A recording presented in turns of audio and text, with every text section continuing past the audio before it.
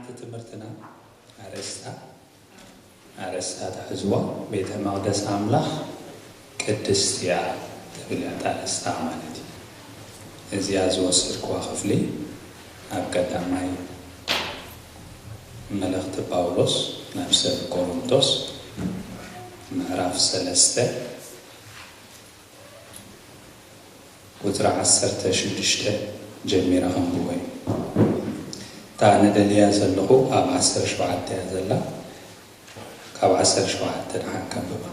حدا كوا نتا بيت مقدس أملاخ انت أماسنة أملاخ كما سنوي لحرتاي تبلالا بيت مقدس أملاخ انت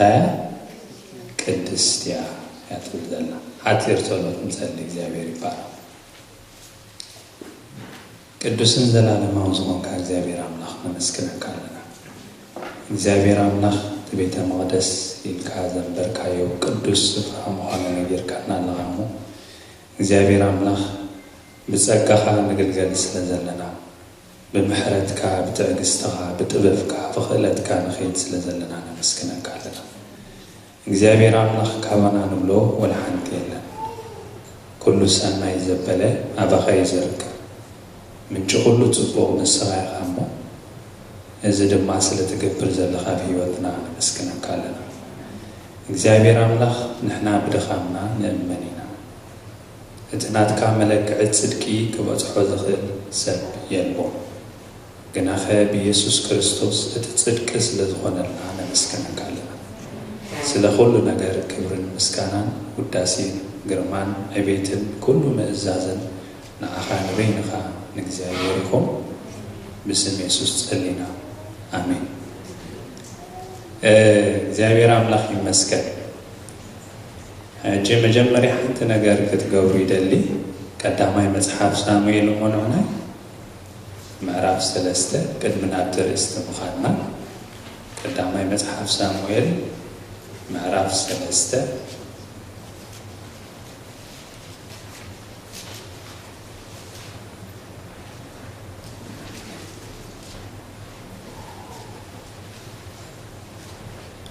ቁጥር 19 ተኸንብቦ አቡሊ ኪዳን አብገጽ 257 አሎ ከምዚ ይብል ረኺብኩም ኣለኹ ሳሙኤል ከዓበ እግዚአብሔር ድማ ምሱ ነበረሞ ካብቲ ኩሉ ዘረባኡ ገለ እኳ ናብ ምድሪ ኣይውደቐን ብዘሎ እስራኤል ካብ ዳን ክሳዕ ብኤርሸባ ድማ ሳሙኤል እሙን ነቢ እግዚአብሔር ከም ዝኾነ ፈለጠ ሕጂ 11 ይደልያ እግዚአብሔር ንሳሙኤል ብምንታይ ይብላሎ በቃል እግዚአብሔር ዳሕርታይ ኣብ ሺሎ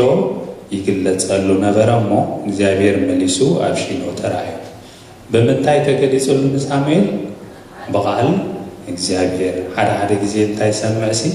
እቲ ቃል አምላኽሲ ደረቕ ኮይኑ ጠል ተሳይሉ ይሰምዕ እዚያ ግን ብዙሕ ጊዜ ተሰክፈን ያ ተቃል አምላኽ ታዩ አተቃል አምላኽ እንታይ ኣሎ ኢልና እዚ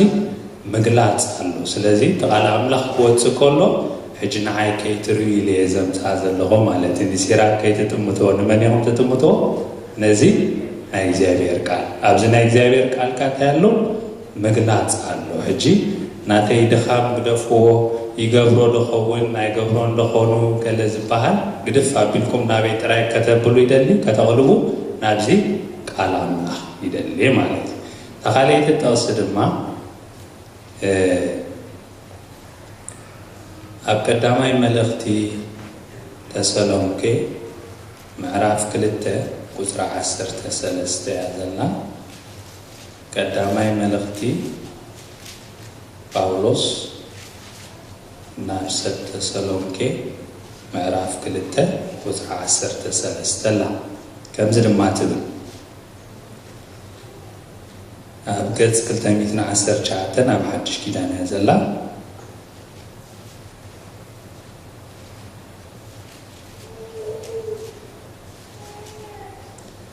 ቁጥሪ 13 እንታይ ትብል ምእንቲ ዝውን ሐዋርያ ጳውሎስ ናብ ተሰሎንቄ መጺኡ ቁሩብ እዋን ገይሩ ኣብ ተሰሎንቄ ግን እንታይ ኢልዎ ምስ ሰበኾም نيسوس كريستوسي ويوانجيل مسابقة من تزول نتبعنا تسبق على أملاق مستقبلكم نمن تقبلومو نتي قال أملاق أمو نسو أبخاتكم التأمن زلهم زعي زلو أينا اتي قال أملاق أحد كم تبحق خوينو زلو قال انبر قال أملاق انبر كم قال سبس لزي تقبلكم هجي كم قال سيرا كاي تقبلوا مالتي كم يتقبلوا دلي كم قال أملاح ازي كاباي يعب مالتي هجي تدخامي تي خال نغرات قدف هابيلكم نابزخ تعطو دلي مالتي هرا نابتر اسنان ملس بيت مقدس أملاح قدستيا يلو أبتب أولوس نبورو اللي هو بزح بيت مقدس نيرو حدن تاي نيرو بيت مقدس يلوم تاي قبرو نيرو نتاقوت أمالخ تقيرو تاي قبرو نيرو يملخو نيرو حجي الزبوت عزن تاي قدس بوتا أيكونا حجي مجمريان تاي لفليوا باولوس اتا بيت مقدس أملاخ سي كم تلقال تريوو بيت مقدس تيكونا سي تايا إذا بيت مقدس أملاخ تايا قدستيا قدست مالت فليتيا أتخال تريوو زلخم بوتا سي مسؤول أيتم عراريو زي أنا يمنيا ناي أملاخ بيت المقدس يا عيلو بيت المقدس أملاخ مجمري حتى حاتكم انتاي مالتيو زبل قال كنملسو يبا أبزا قفل زي بيت المقدس أملاخ انتاي بو مالو منفس أملاخ زحادرولو يلو مالو سلازي بيت المقدس أملاخ مالت ترجمو انتاي مالتيو بيت مقدس أملاخ مالت منفس أملاخ انتاي زقبرولو زحادرولو بوتا مالتي هجي منفس أملاخ سي عبت بيت مقدس أملاخ انتاي قبر يحدر يسفر مالتي أما صحاف قدوس كندي بيت مقدس تتغيسلو مجمريا خريو فتو أما صحاف قدوس እግዚአብሔር አዚዩ ጥበበኛ ስለዝኾነ ሸውዓተ ቤተ መቅደስ ተጠቂሱሎ ሸውዓተ እታ ናይ መጀመርያ ቤተ መቅደስ አይነትያ ቤተ መቅደስ ናይ መን ናይ ሰሎሞን እዛ ቤተ መቅደስ ናይ ሰሎሞን ምናልባት መርተዖ ተደሊኹም ኣብ ቀዳማይ ነገሥት ምዕራፍ 5 ጀሚሩ ምዕራፍ 6 ረታ ቀዳማይ ነገሥት ምዕራፍ 6 ምዕራፍ 7 ምዕራፍ 8 ተንቢብኩሞ كل زنتاي الزرب بزعبا بيت مقدس ناي سلومون يتزارب إذا ناي بيت مقدس ناي سلومون تقدامي تزنبرت منقست بابلون تاكيروا دمسيسوا مالتي حجا حانت بيت مقدس مستدمسست قاليت بيت مقدس كتمتزك كلا ناي بيت مقدس لو تزلو زبحال مالتي تزيت دمسيسا تا بيت مقدس تخيل تلا انتا يلن مالتي تا بيت مقدس تخيل يازلا مالتي تخاليت بيت مقدس ناي زروبابيل بيت مقدس يتبعال ناي زروبابيل بمريحنة زروبابيل اتا بيت مقدس تاكيرا ويكا تايلوا السكن تنبل تخالاي بيت مقدس يلوه مالتي ازيا زروبابيل مريحوه اتا بيت مقدس كتسرح كيلا مالتي دي زروبابيل بيت مقدس تبعاللو بخومايو مالتي ازيا دما አይተደምሰሰትን ኢየሱስ ክርስቶስ ከመጽከሎ እታ ቤተ መቅደስ ኔራ ነዛ ቤተ መቅደስ እዚያ አንታገርዋ ሄሮድስ ባህል ታገርዋ እንደገና አማሐይሹ አጸቢቁ ሰሪሕዋ ማለት ያ 64 ዓመተ ምህረት ብድሕሪ ሄሮድስ ሙማቱ ታ ቤተ መቅደስ ተወዲያ ንሽድሽተ ዓመት ምጸነሐት ኣብ 7 ዓመተ ምህረት ድማ እንታይ ኮይና ታ ቤተ መቅደስ ተደምሲሳ መን ደምሲሶማ روماويان ኣብ 7 ዓመተ ምህረት ኮይና ተኻሊት ቤተ መቅደስ ተደምሲሳ ማለት እዚን ክልተ ቤተ መቅደስ ሕሉፋት ቤተ መቅደስ ይባሃላ ሕጂ ኣብ ዘመን እዚ ተ ቤተ መቅደስ የለዋን ኣብ ሕሉፍን ነረን ማለት ሕጂ ዝሓለፋ ክልተ ቤተ መቅደስ ኣለዋ دحر ድማ ዝመጻ ክልተ ቤተ መቅደስ ድማ ኣለዋ ሕጂ ክልተ ቤተ መቅደስ ናይ ሰሎሞን ቤተ መቅደስ ናይ ዘሩባቤል ቤተ መቅደስ ዝመጻ ኻል ድማ ክልተ ቤተ መቅደስ ኣለዋ ተሓንቲ መዓስያ ተመጽእ ተልኩም እቲ ጸረ ክርስቶስ ኣብ ዝመጸሉ እዋን 7 ዓመት ዓብይ መከራ ኣብ ዝበሃለሉ ኣብ መጻኢ ዝፍጸም እንታይ ኣሎ ቤተ መቕደስ ኣምላኽ ኣሎ ነዚ መርትዖ ዝኾነኒ እስኪ ካልኣይ መልእኽቲ ጳውሎስ ናብ ሰብ ተሰሎንቄ ካልኣይ መልእኽቲ ጳውሎስ ናብ ሰብ ተሰሎንቄ ምዕራፍ 2 ቁጽሪ 3-4 ከንብበልኩም እየ ድሓን ከንብበልኩም እየ ቅድም ክሕደት ከይኮነ እቲ ርእሱ ኣምላኽ ምዃኑ እናረኣየ ኣብ መቕደስ ኣምላኽ ክሳዕ ዝቕመጥ ኣምላኽን ቅዱስን ኣብ ዝበሃል ዘበለ ዝትንስእን እንታይ ኢልዎ ኣሎ ኣብ መቕደስ ኣምላኽ ክሳዕ ዝቕመጥ ኣምላኽን ቅዱስን ኣብ ዝበሃል ዘበለ ዝትንስእን ዝዕበን ሰብኣይ ዓመፃ ኢልዎ ኣሎ ሰብኣይ ዓመፃ ንመን ነቲ ጸረ ክርስቶስ ሕጂ እቲ ጸረ ክርስቶስ ኣብቲ 7 ዓመት ኣብ ዝመፀሉ ጊዜ ቤተ መቕደስ ኣምላኽ ኣሎ ማለት እዩ ሕጂ እታ ሳልሰይቲ ኣብ መጻኢ ትኸውን ነገር እያ እታ ራብዐይቲ ቤተ መቕደስ ኣብ መጻኢ ትኸውን ነገር ድማ ኢየሱስ ክርስቶስ ኣብዚ ምድሪ እንታይ ክገብር እዩ ን100 ዓመት መንግስቲ ክነግስ እዩ 100 ዓመት መንግስቲ ክነግስ ከሎ ቤተ መቕደስ ኣምላኽ ኣሎ እዚ ምናልባት ስፍሕ ዝበለ ቦታ እዩ ግን ካበይ ከተንብቦ ትኽእሉ ኣብ ትንቢት ሕዝቅኤል ካብ ምዕራፍ 40 ጀሚርኩም ክሳብ ምዕራፍ 44 ዘሎ ተንቢብኩሞ ኣብ 100 ዓመት ዝኸውን ቤተ መቕደስ ኣምላኽ ኢየሱስ ክርስቶስ ምስ መፀ ዘሎ ቤተ መቕደስ ኣምላኽ እዩ ዝዛረብ ድሓን ሓንቲ ክፍሊ ጥራይ ከንብበልኩም እየ ትንቢት ሕዝቅኤል ምዕራፍ 44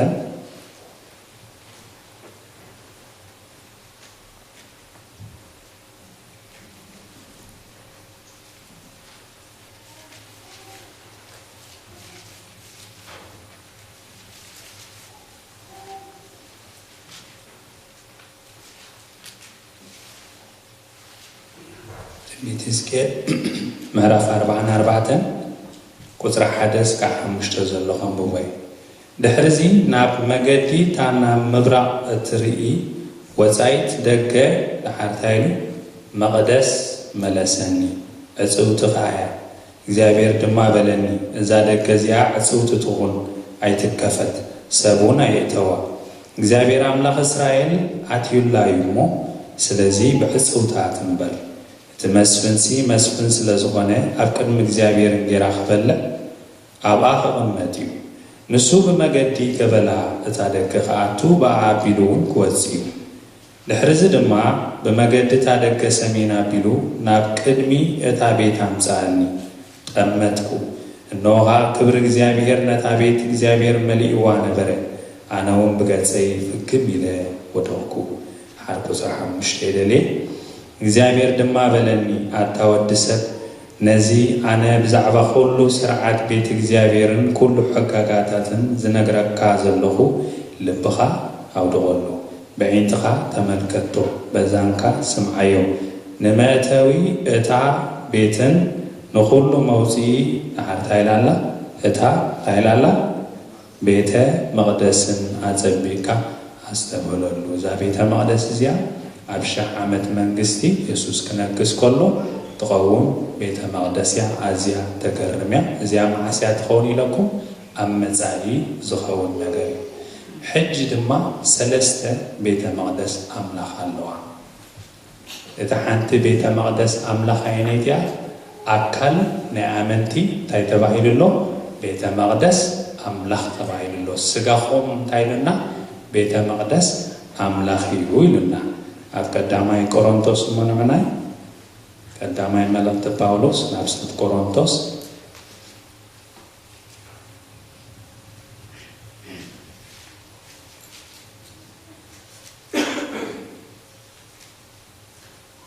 معرف شدشته قزر 19 أسرا أفحدين زلوا بواقع تعديكم يخممو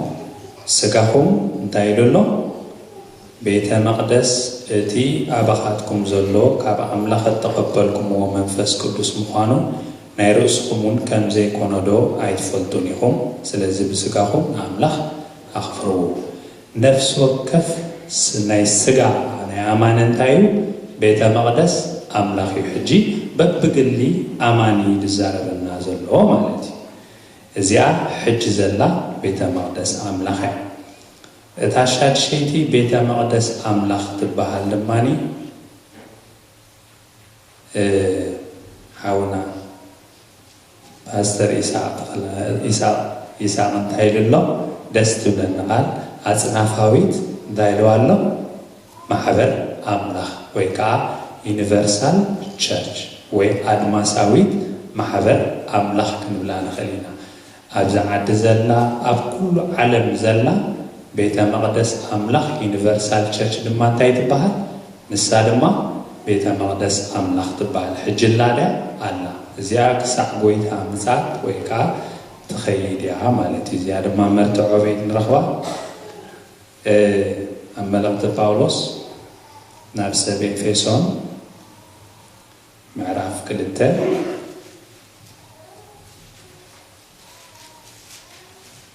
መልእኽቲ ጳውሎስ ናብ ሰብ ኤፌሶን ምዕራፍ 2 ቁጽሪ 19 ቁጽሪ 20 ከምዚ ይብል እምበኣርሲ ንስኻትኩም ኣብቲ ኢየሱስ ክርስቶስ ባዕሉ እምኒ ማእዝን ዝኾነ መሰረት ነቢያትን ሐዋርያትን ተነደቁኩም ደቂም ደቂ ዓዶም ንቅዱሳን ሕጂ ንኤፌሶን ይዛረቦም ዘሎ በይንኹም ጥራይ ኣይኮንኩም ንኣመንቲ ዘለኹም እንታይ ኣለኹም ካልኦት ቅዱሳን ኣለዉ ንስኻትኩም ንዖም እንታይ ኢኹም ደቂ ዓዶም ኢኹም ንቅዱሳን ስድራ ቤቱ ንኣምላኽን ኢኹም እምበር ኣጋይስን መጻተኛታትን ኣይኮንኩኑም ዳሓርታ ኢላላ ኣብኡ ኣውፅራ 21 ብዘሎ እቲ ህንፃ ብጎይታ ቅድስቲ ታይለሎሾ ቤተ መቅደስ ምእንቲ ክኸውን እናተኣሳሰረ ይዓቢ ኣሎ ኣብ ዓለም ዘሎ ኩሉ እንታይ ልወሎ እቲ ዩኒቨርሳል ቸርች ዝበሃል ንሱ እናተኣሳሰረ ዝዓቢ ቤተ መቅደስ ኣምላኽ እዩ ማለት እዩ እዛ ሕጂ ክዛረበላ ዘልየ ዘለኹ ቤተ መቅደስ ድማ ሎካል ቸርች ወይ ድማ ቤተ መቅደስ አምላኽ ቅድስት እያ ኢለ ሓንቲ ወይ ዘንብብኳ ታሻውዒቲ ንሳ እንታይ ሎካል ቸርች ወይ ድማ ኣብ ሓንቲ ከተማ ትርከብ ቤተ መቅደስ አምላኽ ወይ ድማ ቤተ ክርስቲያን ወይ ማሕበር አምላኽ ድማ እንታይ ኢልዋ ኣሎ ቤተ መቅደስ አምላኽ ኢልዋ ኣሎ ኣብ ቀዳማይ ቆሮንቶስ ምዕራፍ 3 ቁጽሪ 17 ዘንበብኳ ንሳ እያ ማለት ታሻውዒቲ ሕጂ ሎማዓንቲ ኣነ ክዛረበላ ድልየ ዘለኹ ንሳ እታ ሎካል ቸርች ብዛዕባታ ሎካል ቸርች ማለት እዩ እዚኣ መጀመርያ እንታይ ኢሉና ኣሎ ሓደ እኳ ነታ ቤተ መቅደስ አምላኽ እንተኣማሰነ አምላኽ ከማስኖ እዩ ቤተ መቅደስ አምላኽ እንታይ ኢሉሎ ቅድስት እያ ሕጂ እዛ ሎካል ቸርች እንታይ ኢልዋ ኣሎ ቅድስት እያ ፍልይቲ እያ ኢልዋ ኣሎ እዚኣ ቤተ መቅደስ ድሓር ኣብቲ መወዳእታ ቤተ መቅደስ አምላኽ የለን ምናልባት ጠራጠሩ ከይትሉ ኣብቲ ዘላለማዊ ኩሉ ቤትና ምስከና ኣብኡ ቤተ መቅደስ አምላኽ የለን እዚ በይ ንረኽቦ ኣብ ራእየ ዮሃንስ ንሓንከባቢ ባዕለይ ከንብበልኩም ምዕራፍ 21 ቁጽሪ 22 እንታይ ይብለና እቲ ኩሉ ዝኽእል እግዚኣብሔር አምላኽን እቲ ገንሸልን መቅደሳ እዮም እሞ መቅደስ ኣብኣ እንታይ ገበርኩም ኣይርኢኹም ስለዚ ኣብቲ ላዕሊ ምስከና ቤተ መቅደስ የለን እግዚኣብሔር ዝሰርዐን ክንደይ ቤተ መቅደስ እየን ኢለኩም 7 እዛ ሎሞ ዛረበላ ድልየ ዘለኹ ቤተ መቅደስ አምላኽ ሎካል ቸርች እያ ማለት እዩ ሕጂ መጀመርያ ሐዋርያ ጳውሎስ መሰረት ይንፂፉ መጀመርያ ዝገበረ ናይዛ ቤተ መቅደስ አምላኽ መሰረታ እንታይ ኢልዎ መን ኢልዎ ኣሎ እስከ ቁጽሪ 11 አንብብዋ ቀዳማይ ቆሮንቶስ ምዕራፍ 3 ቁጽሪ 10 ቁጽሪ 11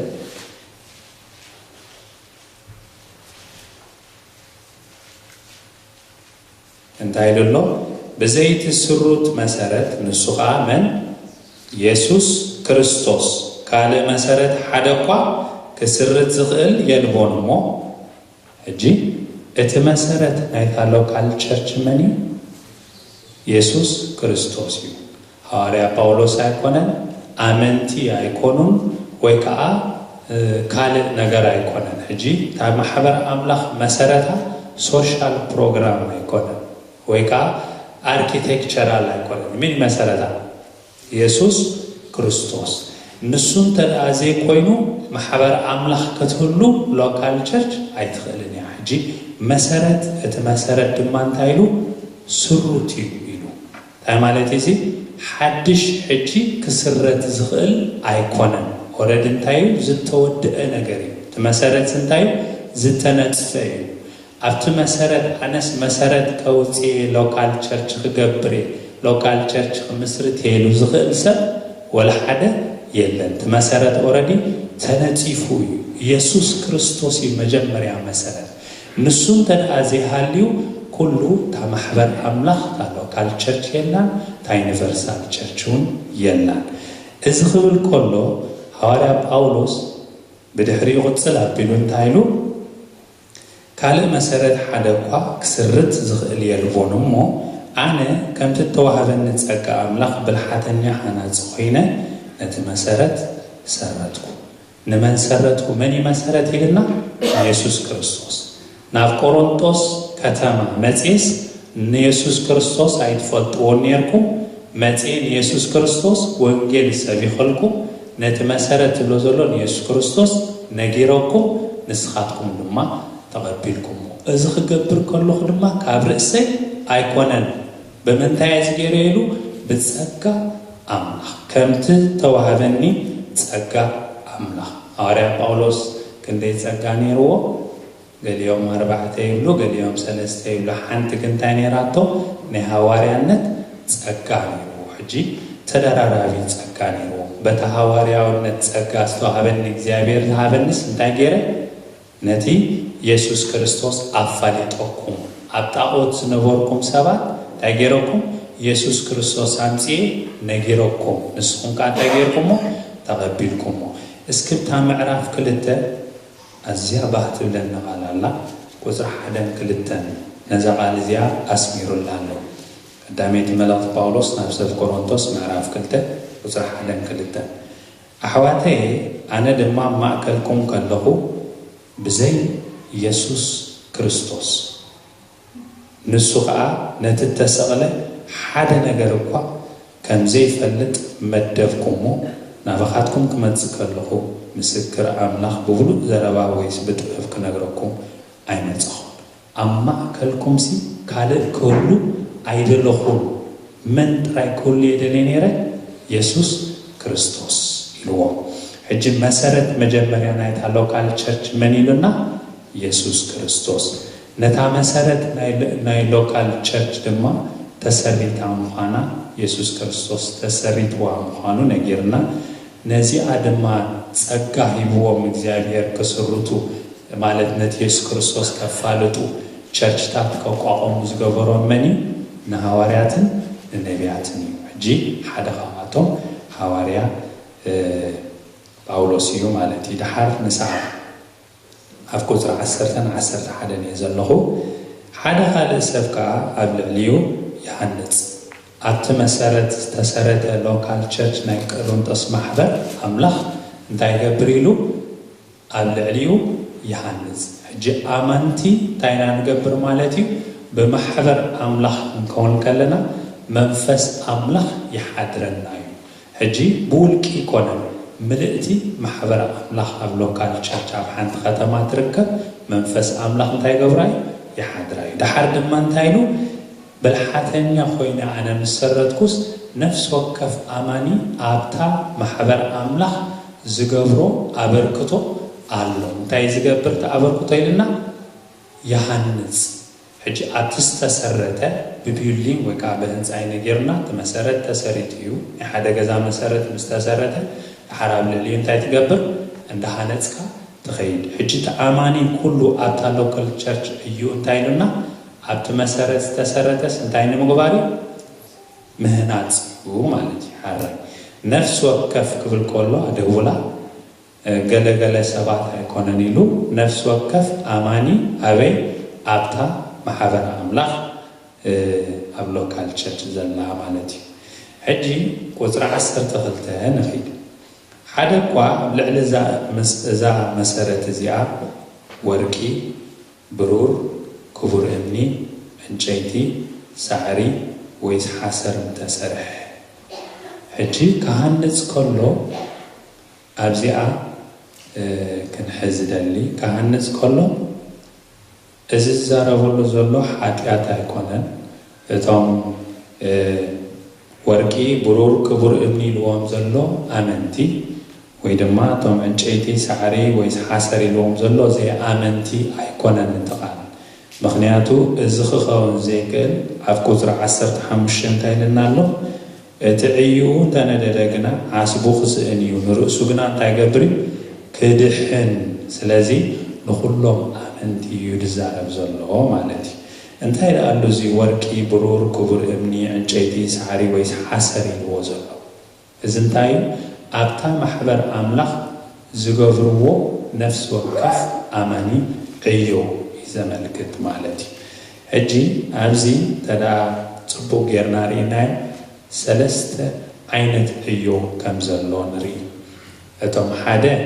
ዝጠቅም ዕዮ ኣብቲ ማሕበር ኣምላኽ ዝዓዩ እዩ እዚኦም ድማ ብምንታይ ምሳሌ ተመሲሎም ኣለው ወርቂ ብሩር ወይ ከዓ ክቡር እምኒ ብኡ ገይሮም እንታይ ዝገብሩ ዝሃንፁ እዚኦም እንታይ ዝገብሩ ዝጠቅም ዕዮ ዝዓዩ ማለት እዩ እቶም ካልኣይ ድማኒ ሳዕሪ ዕንጨይቲ ሳዕሪ ሓሰር ኢልዎም ዘሎ ድማ ዘይጠቅም ዕዮ ኣብቲ ማሕበር ኣምላኽ ዝዓይዎ ክልቲኡ ዕዮ እዩ እቶም ሓደ ዝጠቅም ዕዮ ዓዩ እቶም ካልኣይ ድማ ዘይጠቅም ዕዮ ይዓዩ ድሓር እዚኣ ክገልፀልኩም እንታይ ዝጠቅምን ዘይጠቅምን ማለት እዩ እቶም ሳልሳይ ድማ ኣብታ ቁፅሪ 17 ዕዮ ይዓዮም ዕዮም እንታይ ነታ ማሕበር ኣምላኽ እንታይ ንምግባር ንምምሳን ወይ ድማ ንምፍራስ እጅታ ኣማሰነ ኢልዋ ዘሎ ኣብታ ቁፅሪ 17 ብሰለስተ ትርጉም እያ ትትርጎም ምዕናው ምምሳን ወይ ድማ ሳልሳይ ድማ ኮራፕት ምግባር ምብልሻው እዩ ዝገልጽ ሕጂ ሰለስተ ዓይነት ዓየይቲ ኣለዉ ኣብ ላዕሊ ጠቂሶም ዘሎ ርግፀኛታት ኢና ብዛዕባ ኣመንቲ እቶም ዝጠቅም ዕዮ ዝዓዩን ዘይጠቅም ዕዮ ዝዓዩን ኣመንቲዮም እዞም ሳልሳይ ኣማሰንቲ ኢልዎም ዘሎ ዕዮ ዝዓዩ ግን ዝደሓኑን ዘይደሓኑን ምዃኑ ኣይገለፀን ኣይንፈልጥን ኢና ብዛዕባ እዚኣቶም ማለት እዩ ሕጂ እንታይ እዩ ዝጠቅም ዕዮ ሕጂ ኣብ ወንጌል ማቴዎስ ምዕራፍ 6 ንከይድ ኢና ወንጌል ማቴዎስ ምዕራፍ 6 ኣብታ ማሕበር ኣምላኽ ዝጠቅም ዕዮ ጌርካ ክትሃንፅ ትኽእል ኢኻ ዘይጠቅም ዕዮ ጌርካ ድማ ክትሃንፅ ትኽእል ኢኻ ማለት እዩ ሕጂ ቁፅሪ 1-2 ወንጌል ማቴዎስ ኣራይ ምዕራፍ 6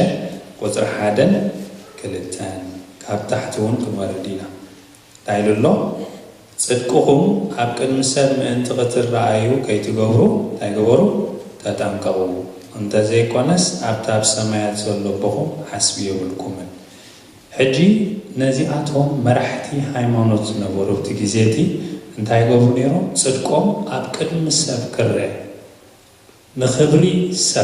ሰባት ክንእድዎም ሰባት ጽቡቕ ክብልዎም እንታይ ገብሩ ነይሮም ኣብ ቅድሚ ሰብ ክረኣዩ ሓደ ጽድቂ ይገብሩ ነይሮም ዕዮ ይኮነን ዕዮ ይዓዩ ኣለዉ ናይ ጽድቂ ነገር የርኢ ኣለዉ እቲ ዕዮት ግን ንእግዚኣብሔር ክብሪ ኣይኮነን ንመን ጥራይ ዝኽብር እዚ ንሰባት እንታይ ገብሩ ይንእድዎም ዋው ናይ ዝወዲ ጽድቅስ ዘገርም እዩ ንጎ ክመፅእ ይኽእል እዩ ኣብ ሰዓቱ መፅኡ ክፅሊ ይኽእል እዩ ከምዝን ከምትን ክገብር ይኽእል እዩ እቲ ውሽጣዊ ሓቐና ግን ንመን እዩ ዝገብሮ ዘሎ ንኽብሪ ናይ መን ናይ ሰብ for the glory of human beings ዝግበር ኩሉ እንታይ ዘይጠቅም ዕዮ ሕጂ ኩሉ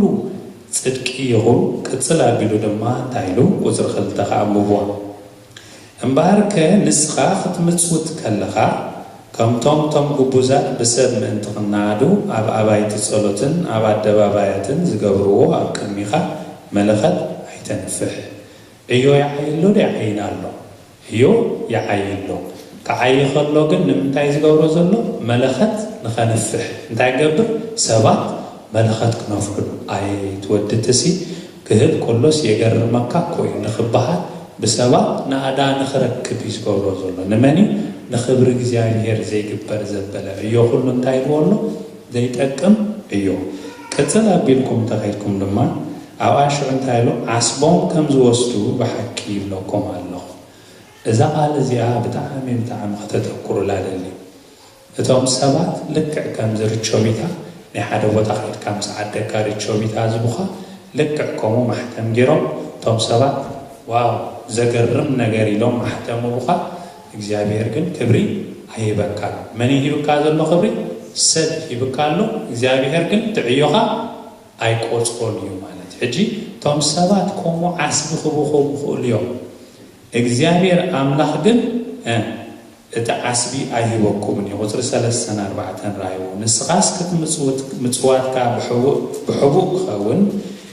بحبوق زرئي أبو خادمة بجهدو خقعسكا كت مصوت كلها يماني تخا تجبرو سكامي تخا يتفلتو حجزي وشتخا أنا خايز قال زلوا يماني تيجي سكامي تيجي نمجلات أيقونة تايزول زلوا كتب كلها علامة خاص نمن كتجبرو لك عيوخ تعيخ لك محبر أملاخ نمن نخبري أملاخ لك كتجبرو لك أفكار دامي كورنثوس معرف 10 أو 30 حدا تايلو كله تجبرو زبالة نمن جبرو نخبري أملاخ جبرو حج عيو يعيالو عيو يعيال مالد هكونا صدق زري إزمسل جبرالو صلوت يجبرو له يمسوتو له جن السنتايو نعيو نخبر أملاخ زي كونس نزلنا نايسر نتغمي نايسر ويكا كبر كتاب سر نمرك زقبر عيو نسو تايقبروني إجابه عيو يو دحيني يتعاماني جن عسبي يقولون ويكا شلمات عيبون يو مالتي اتزتكم انت استوعيلكم لا أفقدامي كورنثوس معرف 3 زحج زرانيا 3 عينة نجر زيتك كم زلون نجيرنا تمجمريا تغيسوا زلون تايا مجمريا زعدي سميعيا بتاع غاد سيلاتني تماهير الله مالتيو معرف 3 عينة زيتك كم عيوت حدا انشيتيو حدا سعري حدا حسريو حجي نحما أزيو زحمقة الله اوكي حجي بأزيو زحمقة نجر كسرح يقلي تأزيو زحمقة متاعي حسر بحاو حلف كله كنتيفو ناي من دات كقلت الله حجي مني بحاو زحلف أخر هنا الحرب مالتي قم بحاو حلف كله كنتيفو ندد عيناي كنتيفو ندد حسر دو سعري حسر لحر سعري لحر انشيتي دونغي ندد حجي كله زعيوزي አይጠቅምني ግን አትዘይጠቅም ከማስ አዚዩ ዘይጠቅማለው እንደገና ደግሞ ዘይጠቅማለው ማለት ሕጂ እዚህ በተርታገሩ ሕጂ ናብት ዝጠቅም ድማናቱ ወርቂ ብሩር ኩብረም ይዝድማ ደረጃ አለው ኩሉ አማኒ አብተ ማህበር አምላኽ ዘበርከቶ እዩ ወይ ወርቅ ኸውን ኸሊ ወይ ብሩር ኸውን ኸሊ ወይ ኩብረም አይናይ ተዛዓበ تعيهم سكين ورقي حكي ورقي زعي سبالو يسوع كريستوس تايلوسي ميتي كتفريقهم كلهم يلودي تايلو 30 سوسا أحرك ميتي اجي كابتوم صبوغ زغبرو عياسي ميت زفرلو سوسا زفرلو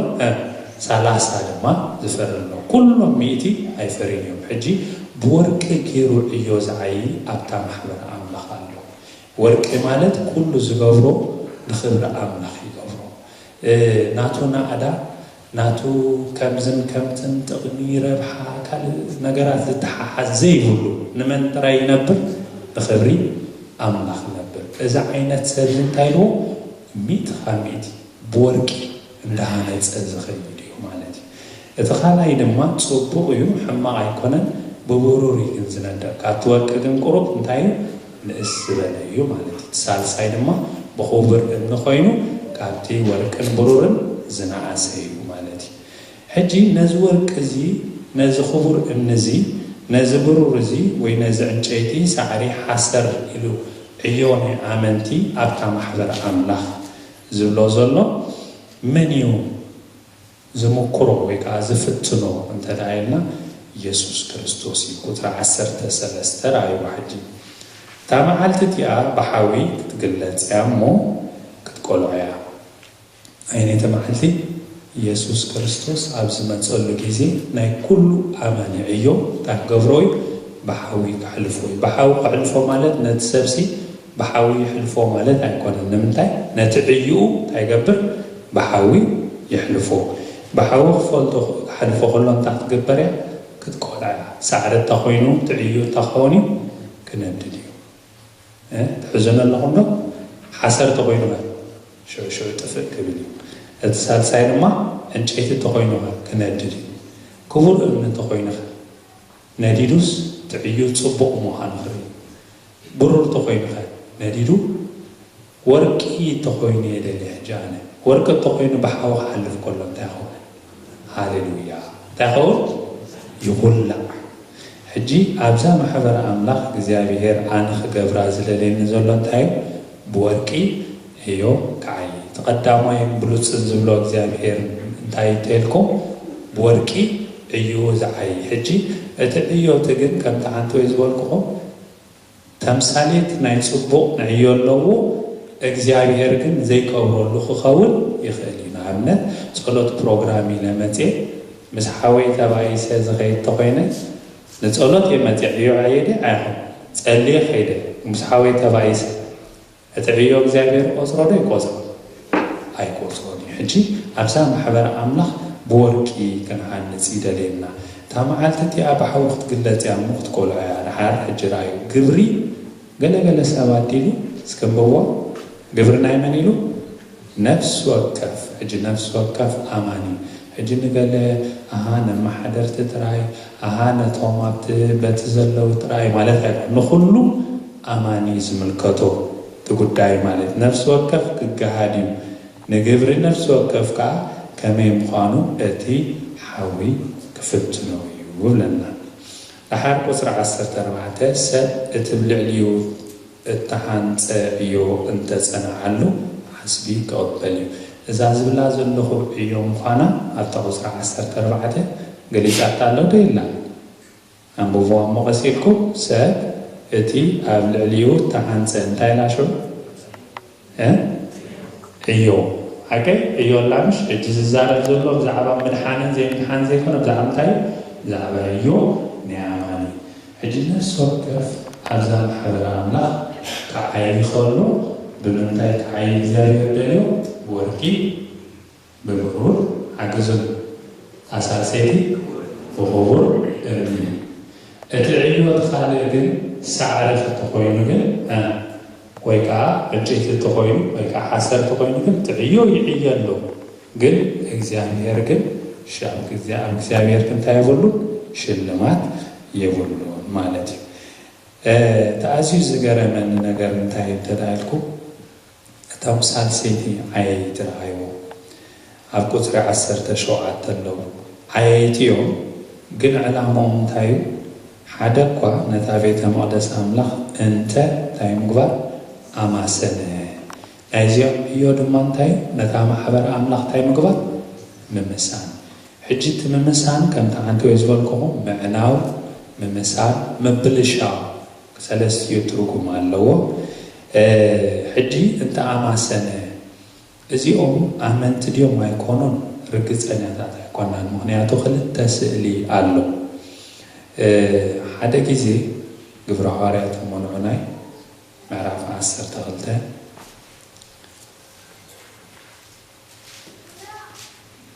ግብረ ሐዋርያት ምዕራፍ 12 ከም ዝብል ቃል ነንብብ ካብ ቁፅሪ 1 ማለት እዩ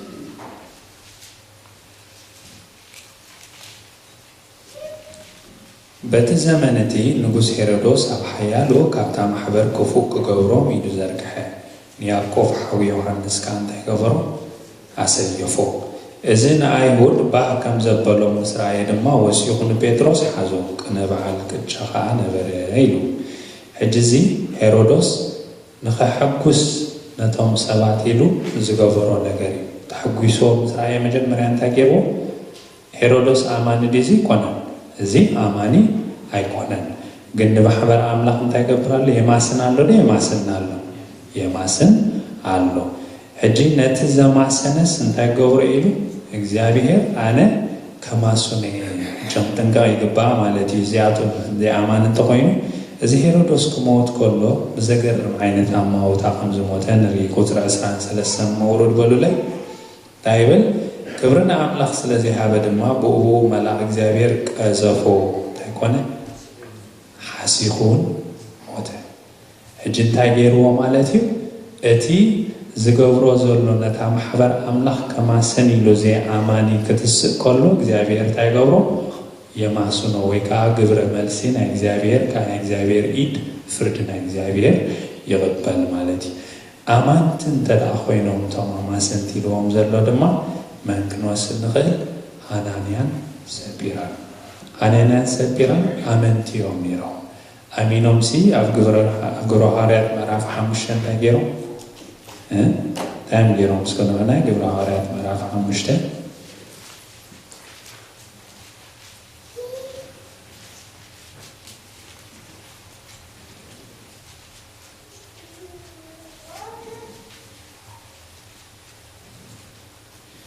ግብረ ሐዋርያት ምዕራፍ 5